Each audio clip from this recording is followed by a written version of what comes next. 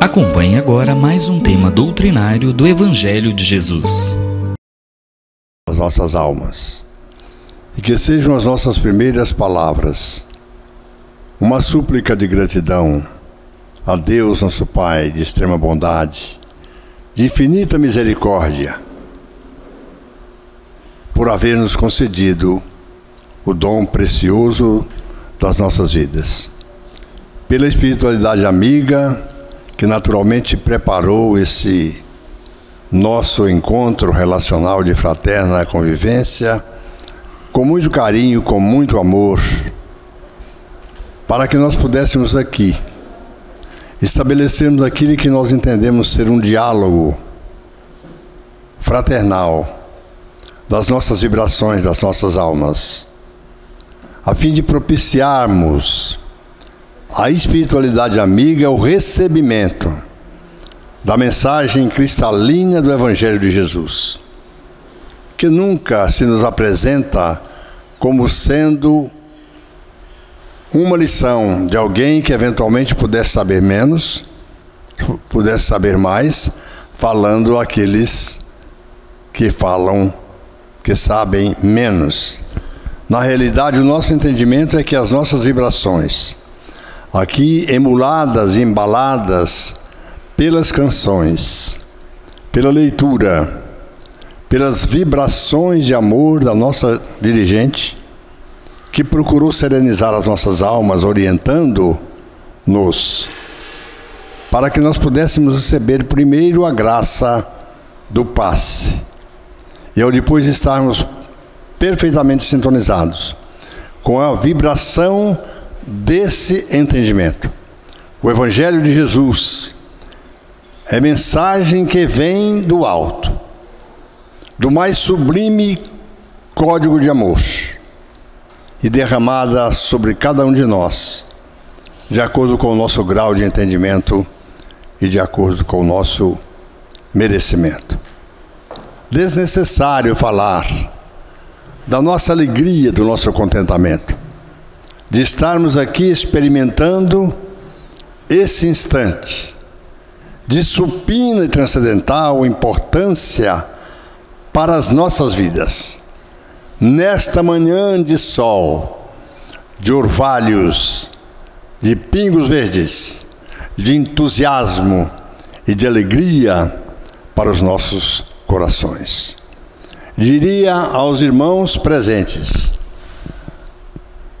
dos dois lados essenciais da vida, que ouvemos por bem trazer para as nossas reflexões, meditações ou lembranças de uma das mais importantes virtudes que buscamos, o perdão.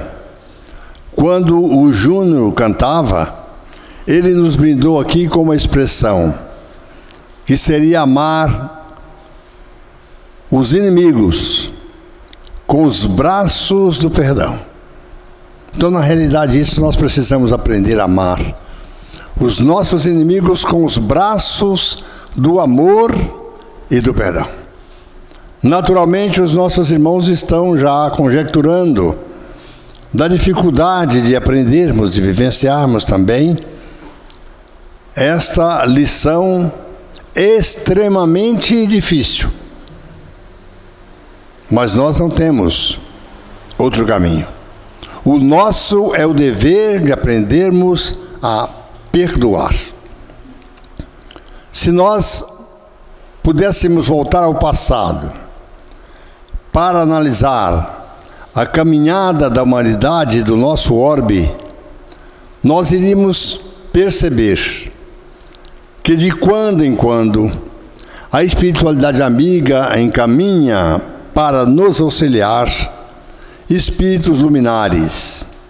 E é claro que nós podemos fazer referência aqui a tantos, mas vamos nos lembrar de Moisés, o missionário do então Cristo planetário, que depois haveria de ele próprio vir ao nosso planeta, dar um mergulho na carne e revestir-se da indumentária física de Jesus de Nazaré, para nos legar essas preciosas lições de vida, a fim de que nós pudéssemos também, cada um, na nossa forma e maneira, utilizando a lei do livre-arbítrio, podermos nortear o caminho da nossa trajetória de vida. Moisés, missionário do Cristo, veio ao mundo com uma missão especial. Claro que a vida era outra, as dificuldades eram outras, os ordenamentos eram outros, as regras eram outras, mas ele deu um salto de qualidade para que pudesse registrar depois a sua presença como sendo a primeira grande revelação. Dificuldade por cuidar de um povo extremamente rude, as leis extremamente embrutecidas, porque vigiam àquela época a pena de talião, de olho por olho e dente por dente. Se recebêssemos uma ofensa, a lei permitia que nós pudéssemos repassar aquela ofensa, ou devolver aquela ofensa, nem sempre na mesma proporção. Em muitas oportunidades, fazendo isso mais do que era a ofensa recebida. Aí depois veio Jesus, de uma forma revolucionária, deitar luz de esclarecimento nas mentes de toda a humanidade. E surgiu então como sendo a segunda grande revelação. A presença do Mestre veio para mudar, e ideias novas não se implantam de uma forma miraculosa. Não estávamos naquela época preparados para receber as belezas, diríamos, poéticas e espirituais de um sermão da montanha, de um evangelho que é o maior código de ética da humanidade. E Jesus, assim que chegou, colocando-se do nosso lado, decidiu certa feita a nos ensinar o recurso precioso da oração, tão indispensável nesse atual momento histórico em que nós vivemos. E percebam os nossos irmãos, ele definiu aí a sua posição de nosso irmão maior, e ficando ao lado da humanidade sofredora, começou a orar dizendo: Pai nosso que estás nos céus. Mais à frente ele diz: perdoa as nossas ofensas, como nós perdoamos aos nossos devedores. Então é da lei que, para ser perdoado, nós precisamos aprender a perdoar. É impossível compreender a lei do perdão sem o entendimento desta dualidade. Se eu quero ser perdoado, eu preciso perdoar. O Evangelho de Mateus fala que o Pai vai nos perdoar. Nós seremos perdoados se nós perdoarmos os nossos semelhantes. E o que seria perdoar? O que representa o perdão? Como alcançar essa dádiva preciosa de perdoar e ser perdoado? Em determinado momento, Jesus revelou que veio ao mundo trazer duas leis importantes, que de resto resumiriam todo o ensinamento dos profetas e as leis de Moisés. Amar a Deus de todo o teu entendimento, de todo o teu coração, de toda a tua alma. Este é o grande mandamento da lei. O segundo: amarás ao Senhor teu Deus, amarás ao teu próximo, como a ti mesmo. Mas é impossível chegar à possibilidade de cumprir esses 2 mandamentos da lei, que enfim substituiria todos os ensinamentos até então transmitidos, se antes nós não passarmos pela lei do alto amor e do alto perdão. Para perdoar a outrem, eu preciso primeiro aprender a me perdoar.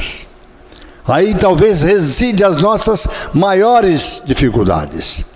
E seria interessante a gente antecipar para antes do cumprimento das 2 leis, um ensinamento de Jesus também no Sermão da Montanha, quando ele, advertindo toda a humanidade, como se falasse a todos nós, mas assim de uma forma individual, deixou uma recomendação extremamente profunda e que nós entendemos ser o ponto de partida para a nossa caminhada, para a nossa grande oportunidade de podermos recomeçar. Vós sois a luz do mundo e o sal da terra. Se esse sal for insípido, para nada mais serve senão para ser jogado fora e pisado pelos homens. Vós sois a luz do mundo. Ninguém acende uma lâmpada para colocá-la debaixo do alqueire, mas no velador ou no candelabro, de onde haverá de iluminar todos os que estão na terra. Não está escrito, diz o Mestre, vós sois deuses. O reino de Deus não é nenhuma questão exterior, mas o reino de Deus está dentro de vós. É importante que tenhamos consciência dessa realidade, para que cada um de nós estejamos dispostos a permitir o despertamento da nossa consciência, entendermos que o nosso dever de dar conta da nossa administração. Aí sim, assumirmos o comando da nossa individualidade, para fazermos as escolhas que desejarmos. E é claro que nós desejaríamos, naturalmente, fazer a escolha do bem. E ele continuou dizendo, faça resplandecer a sua luz diante dos homens, para que eles vejam as vossas boas obras e glorifiquem a vosso Pai que está nos céus. O mestre queria dizer que nós precisamos, antes de amar a Deus, nos prepararmos para esse momento sublime de aprender a amar, amando a nós próprios, passando pela lei do alto amor e do alto perdão, que naturalmente nos irão oferecer os mecanismos necessários para que nós possamos amar a Deus sobre todas as coisas e ao próximo na mesma intensidade em que nós nos amamos. Nesse processo individual de autoiluminação, é bem provável que nós vamos encontrar a autoestima de que carecemos, para retomar caminhos, para reitinerar trajetórias, apesar de todas as dificuldades que nos oferecem esse mundo de provas e expiações, de contradições, de paradoxos, de incongruências, mas que é para nós não um vale de lágrimas, mas uma escola de amor, um educandário de luz, um hospital de Deus. E é exatamente o mundo que nós precisamos. É o que está mais de acordo com o nosso atual grau evolutivo. Por isso a gratidão precisa ser uma palavra não do momento, mas de todo o momento. Precisamos sermos gratos sempre. Então Jesus disse no Pai Nosso, perdoa as nossas faltas para que nós possamos perdoar os nossos adversários. Estabelece a lei uma condição, para ser perdoado, nós temos que aprender a perdoar. E você, meu irmão, minha irmã, Você já se auto-perdoou? Ou traz consigo desta ou de encarnações transatas, no fundo do seu coração, da sua alma, uma mágoa, um ressentimento, uma culpa, uma dificuldade qualquer que te impede de amar você mesmo? Para amar, nós precisamos nos auto-amar. De igual forma, para perdoar a outrem, nós precisamos nos auto-perdoar. Reveja as suas possibilidades de perdoar. Mas para o Cristo, a questão era essa: perdoar ou condenar? Ou é perdoar e não perdoar? Parece que essa seria o mais interessante, porque não há condenação eterna para as leis divinas. Não há condenação que partiria de um coração generoso de um Pai que é extrema bondade e infinita misericórdia. A primeira questão é cuidar de nós. O primeiro dever é cuidar de nós. Aprendermos a nos auto-amar, a nos auto-perdoar. A quem que eu devo perdoar e quando? Perdoar a todos aqueles que eu ofendi, agora ou em outras oportunidades. Quando? A lição preciosa de Emmanuel, que a nossa irmã leu, fala de quando nós devemos perdoar. Alguém aí lembra o título da lição 135 do Fonte Viva? É desculpar sempre.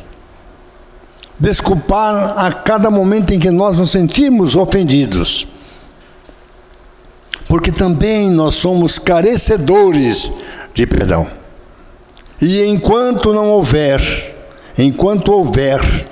não perdão, enquanto não houver libertação, enquanto houver a dor vai permanecer entre nós, enquanto nós não nos aprendemos a perdoar a outra. Mas as pessoas poderiam ir à casa espírita, ouvir uma palestra, de repente sair encantado com o auxílio que os espíritos nos oferecem, inclusive aos palestrantes, para que eles pudessem desenvolver conosco o seu raciocínio, e vai para casa levando a imagem dessas lições. É claro que uma casa espírita séria como é a nossa, e que tem o dever de oferecer a oportunidade de estudo aos seus trabalhadores e frequentadores, tem o interesse de que nós sejamos uma escola. Que a casa espírita seja uma escola de amor, onde a gente vem, estuda e vai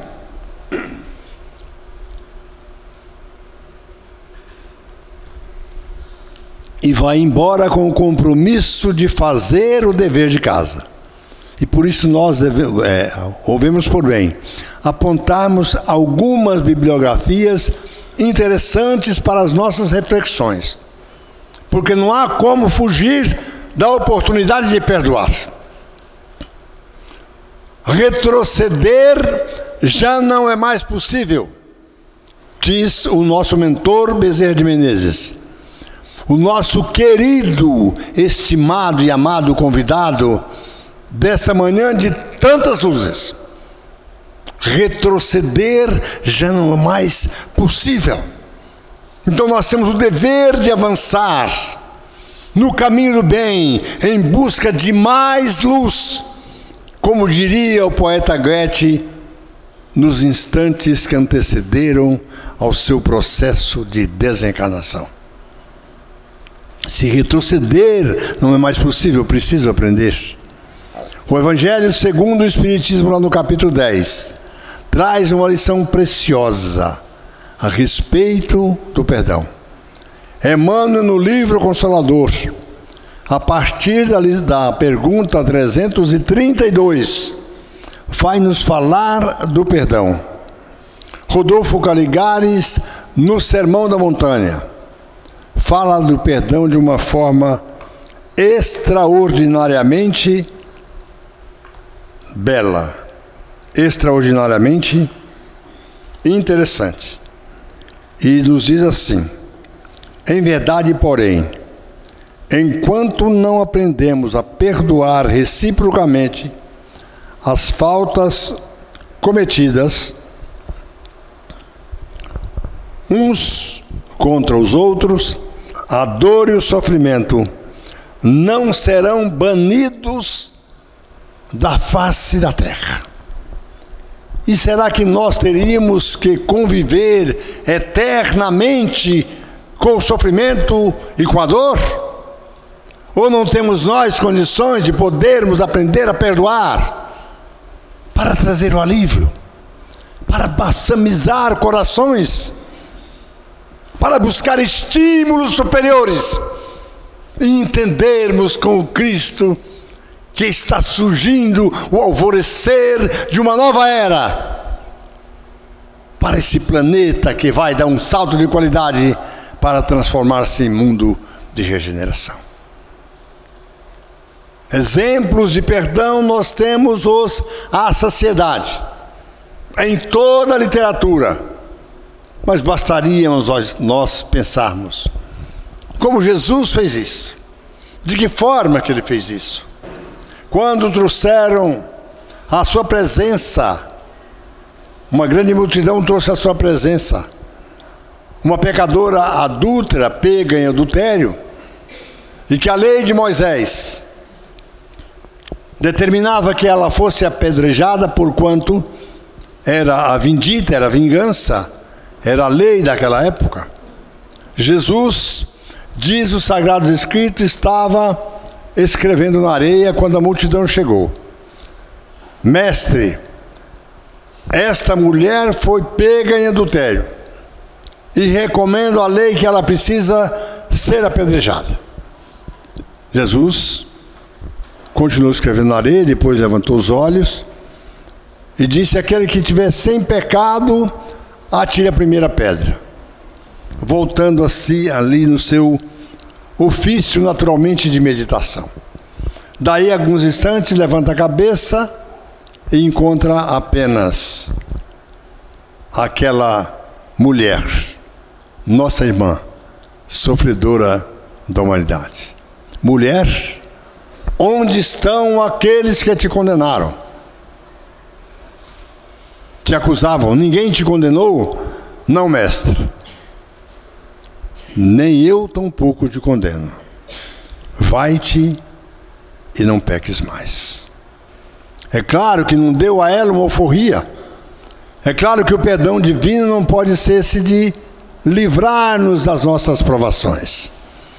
Mas o perdão divino sempre se materializa, se estratifica na oportunidade de nós repararmos o ferimento que causamos não a outra pessoa, mas a sublime lei do amor universal. Quando nós ferimos o código divino, nós temos que assumir o compromisso de reparar. Jesus, no momento extremo, pregado no madeiro infamante, sendo vítima das mais terríveis humilhações, ali entre dois ladrões, a sua última mensagem foi uma mensagem que demonstrou o extremo amor a toda a humanidade. Pai, perdoa-os, porque eles não sabem o que fazem. De igual forma, nós queremos lembrar um outro ensinamento precioso, não do Mestre, mas de Maria Santíssima, sua mãe, nossa mãe e rainha da humanidade. E quem comparece para nos brindar com essa preciosa lição, que fala da capacidade imensa de uma mãe, de um espírito, de uma alma elevadíssima, perdoar o algoz do seu filho, é a nossa veneranda Maria Dolores, através do seu retrato de mãe. E ela diz textualmente: depois de muito tempo, sobre os quadros sombrios do Calvário. Judas, cego no além, errava solitário. Era triste a paisagem, o céu era nevoento. Cansado de remorso e sofrimento, sentara-se a chorar. Nisto, nobre mulher de planos superiores, nimbada de celestes esplendores que ele não conseguia divisar, chega e afaga a cabeça do infeliz. Em seguida, num tom de carinho profundo, quase que em oração, ela lhe diz: meu filho, por que choras? Acaso não sabeis? Replica o interpelado, claramente aborrecido. Sou morto e estou vivo. Matei-me novamente e estou de pé, sem consolo, sem lar, sem amor e sem fé. Não ouvistes falar em Judas o traidor? Sou eu que aniquilei a vida do Senhor. A princípio imaginei podê-lo fazê-lo rei, mas apenas lhe impus sacrifício, martírio, sangue e cruz. E em calvário e aflição, eis aqui a minha vida agora se reduz. Afastai-vos de mim, deixai-me padecer nesse inferno sem fim. Retirai-vos, Senhora, nada me pergunteis, nada sabeis da mágoa que me agita. Nunca penetrareis minha dor infinita. O assunto que eu lastimo é inteiramente meu. Entretanto, a dama calma respondeu: meu filho, sei que sofres, sei que lutas, sei a dor que tua alma escutas. Venho apenas falar-te que Deus é sempre amor em toda parte. E acrescentou serena: a bondade do céu jamais condena. Venho por mãe a ti buscando um filho amado. Sofre com paciência a dor e a prova. Terás em breve uma existência nova. Não te sintas sozinho ou desprezado. Judas interpelou-a, rude e pasmo: mãe, não me venhais aqui com mentira e sarcasmo. Depois de enforcar-me no galho de figueira, para acordar na dor, sem mais poder fugir à vida verdadeira, fui buscar consolo e força de viver ao pé da pobre mãe que me forjara o ser. Ela me viu chorando e escutou meus lamentos, mas teve medo dos meus sentimentos. Expulsou-me aos conjuros, chamou-me monstro e, por sinal, disse que eu era unicamente o espírito do mal. Intimou-me a terrível retrocesso, mandando que apressasse o meu regresso à zona infernal de onde por certo eu vinha. Ai, eu detesto imaginar a horrível mãe que eu tinha. Não me faleis de mãe, não me faleis de amor. Sou apenas um monstro sofredor. Ainda assim, disse a dama docemente: por mais que me recuses, não me altero. Amo-te, filho meu, amo-te e quero trazer-te de novo à vida, maravilhosamente revestida de paz e de luz, de fé e elevação.